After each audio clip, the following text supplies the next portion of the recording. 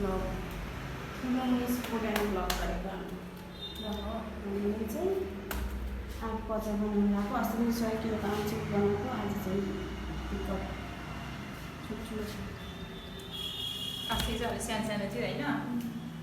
काट्नु अलिक गाह्रो भयो यो चाहिँ सजिलो हुने भयो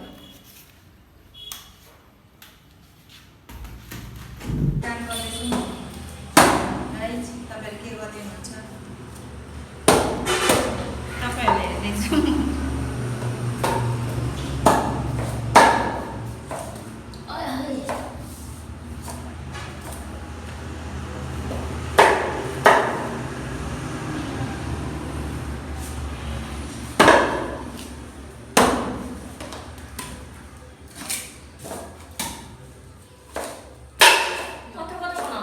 सो गाइस 8:30-9 बज्न लागिसक्यो अहिले चाहिँ हाम्रो कटिङ सबै भइसकेको छ एन्ड देन अहिले चाहिँ यो सफा गरेर अनि त्यहाँनिर यो छरेर अनि नुनमा हामी भिजाउनेछौँ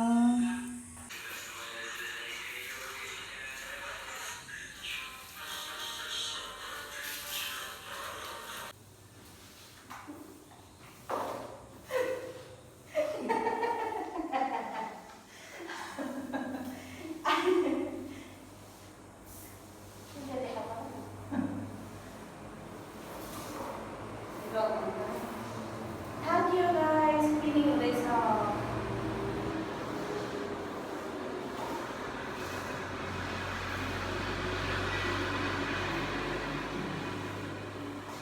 यसो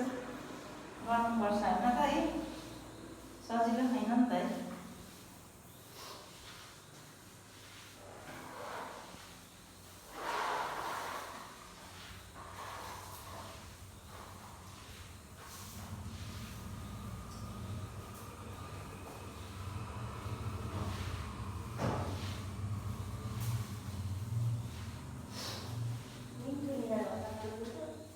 के बियर खानुपर्छ अब सबैलाई होइन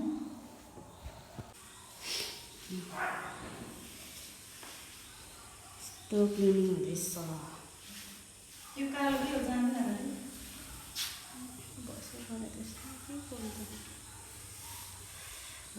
सफाइ पनि भयो